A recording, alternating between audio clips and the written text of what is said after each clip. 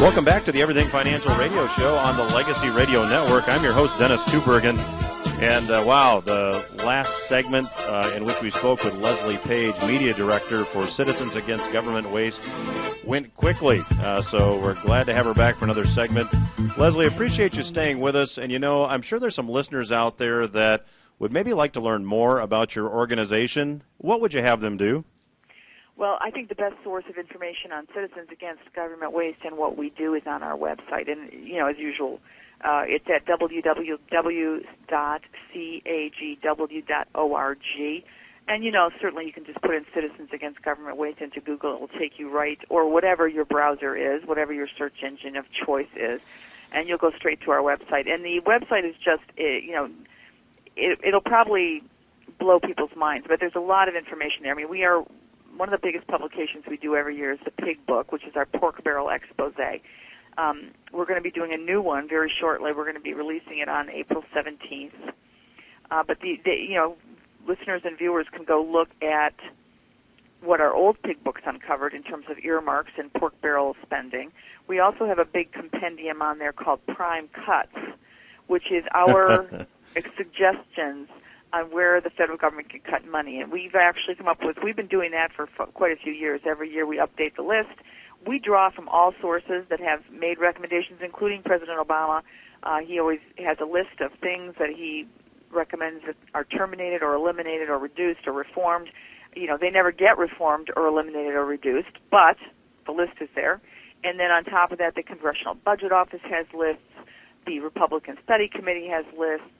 We have lists. We're not the only ones. You know, there are tons of lists out there available of programs that either are no longer working, could be merged with other programs. Don't forget, we've got massive duplication in the federal government, and meaning, you know, dozens and dozens of job training programs, dozens and dozens of education enrichment programs, some of which overlap almost to the point where they're like clones of one another. Why are we funding 2 or 3 or 4 or 20 of these when we could maybe do one well? So there's all kinds of information up there, lots of articles, links, you know, to reports we've done. We've looked at some Defense Department waste as well. So, you know, if you're going to sit down and go to the website, I would suggest sitting down and giving yourself a good 15 minutes to kind of browse through everything. There's a lot there. Yeah, it's a great website. I've been there. Leslie, I want to go back. You'd mentioned Solyndra, and that certainly made some headlines, and the headlines certainly should have been a concern for a number of politicians in Washington. Solyndra filed for bankruptcy, and according to the Wall Street Journal this past week, that cost taxpayers $500 million. And in this article, I understand that Solar Trust of America is now also declaring bankruptcy, and they have some loan guarantees from the federal government. What is this loan guarantee program for green energy costing taxpayers? Well, it's you ask an excellent question, and let me just assure you, the situation with the loan guarantee program is particularly galling if you've been watching it at all. And the reason for this is because the Government Accountability Office has written no fewer than 4 reports. Maybe they've done even more than that, but I know of 4. And I believe they've also testified on the Hill to this. On the program, the loan guarantee program that is the source of a lot of the problems that we're seeing. This is where Solyndra got its money. The loan guarantee program was started and initiated under George W. Bush, but it never got a single grant until the Obama administration came in. And they did actually, under the stimulus plan, they actually altered the program to add a new section that would handle green energy. And that's when the thing went on steroids, if you'll pardon the expression. That's where things started to happen. I think originally it was for the nuclear program. I mean, I'm sure that there were some people that wanted, the nuclear companies, the electricity companies, to have some sort of option to get loan guarantees to help them build new plants, which are very capital intensive, et cetera, et cetera. However, that hasn't happened that I know of. What we do know is that the green energy tech companies like Solyndra, this most recent one, the Solar Trust, and by the way, there are dozens of these, dozens. We've been keeping a list on our website of the green energy programs that are in trouble, and there are dozens of them, and they're getting a lot of money from this program. And here's the thing. The program was not some unknown quantity. The GAO knew that it was vulnerable to crony capitalism. They said so. They said so multiple times. They also knew that there were huge management weaknesses, meaning even if you assume that there's a role for government, which we do not, but even if you do, the question becomes, do they have the expertise to make decisions on very complex, volatile markets like solar panels, and to kind of make venture capital decisions? And the GAO basically said no, they do not. And that, in and of itself, is putting huge amounts of taxpayer money at risk.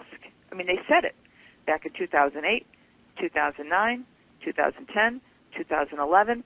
I mean, there were 4 years where they knew this was a problem. And so Solyndra should have come as no surprise to anyone. In fact, I think that we're going to see a lot more of these companies go down, and they're going to take a lot more money with them. You know, Leslie, it's always been my opinion the government should not be in business. The government certainly shouldn't be in the mortgage business. And you recently wrote a piece I found on the website titled FHA, the Next Housing Bailout, outlining how much the Fannie Mae and Freddie Mac bailouts might cost taxpayers. Taxpayers ended up on the hook for Fannie and Freddie back in 2008 when I believe then Treasury Secretary Snow put them into conservatorship. What is this going to cost taxpayers with the government now in the mortgage business on top of it? Well, I can't. You know what? I'm not even going to try and go there. First of all, I don't want to scare people, so I'm not going to.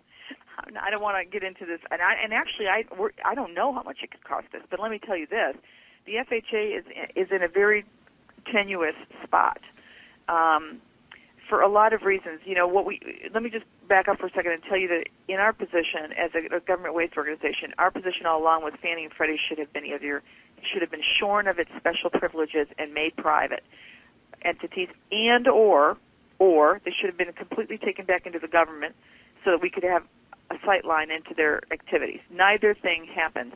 They were allowed to live in this sort of special area, this kind of no man's land between private and public, where there was no oversight. And because of that, they were operating and with all kinds of risk, and nobody saw it coming. And and Congress knew this and were given warnings and did nothing about it.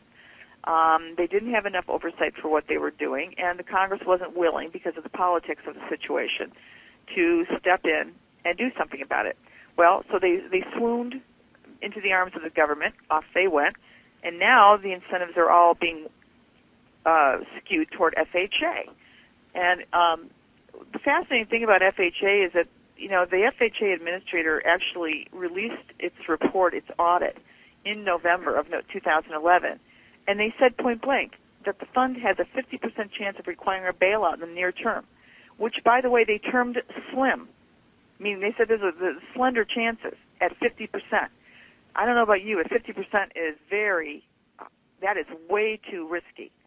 Nobody listening would put their money into something if they knew they had a 50% chance of losing it. Absolutely. Yeah, Leslie, we've got about maybe 3 minutes left, and I want to get to earmarks because the current Congress banned earmarks. Can you briefly explain to our listeners what are earmarks and how is the ban going? Are they sticking to it? Wow, good question. And how much time did you give me for that one? You got about 2 minutes and 40 seconds. All right. Well, earmarks are special spending items that are tucked into appropriations bills, spending bills that Congress does, and they're very specific. Usually, they're usually centered and given to an entity, an organization, a company, and something like that. And Congress obviously likes them because they can use them as kind of leverage to pass larger bills. They help grease the skids for bills that have a hard time passing, and you need to buy votes, so you can do earmarks. That's one of the reasons they like them. They like them because they can reward their constituents who give them money for re-election. It's a corrupting influence, that Congress has been dealing with for a while. And I would say the earmark moratorium, the so-called earmark moratorium that was put into place in 2009, it's not holding well. We are going to be, meaning there's earmarking going on, and in fact, because of the way they're doing it, they are actually making the whole process even less transparent than it was pre-2007. that is not a good thing for taxpayers. We're going to have a really hard time tracking the money now, and we've been watching earmarks since 20-some years. 21 years we've been tracking them, and this is the least transparent it's ever been, meaning we can't even, they're making it very difficult for us to find where these earmarks are going, who's responsible for them, and be able to, have any kind of accountability here. So, Leslie, boy, a lot to talk about. Would love to have you back sometime. I've got questions that we didn't get to in this amount of time, but we do have about a minute left. So if someone wanted to get involved and politically active, I know you do encourage writing to politicians and legislators. Give the website one more time, if you would. Sure, at www.cagw.org. And I guess if I have a moment to give a last word to your listeners, my suggestion would be, is to educate yourself. There's an enormous amount of information out there. There's no reason to be. Don't let the mainstream media filter everything for you. Go find out for yourself what's out there. Read the source material if you can. We try and link to it as often as possible. The story will tell itself. And taxpayers are not stupid. They're smart, savvy, sharp folks, and they can figure this out. They know what's going on, and all they need is the data to back up their, to back themselves up. And we have plenty of that on our website. I would encourage everyone to go there. And again, Leslie Paige, Media Director for Citizens Against Government Waste. Thanks for joining us today. Everything Financial Radio will return after these words.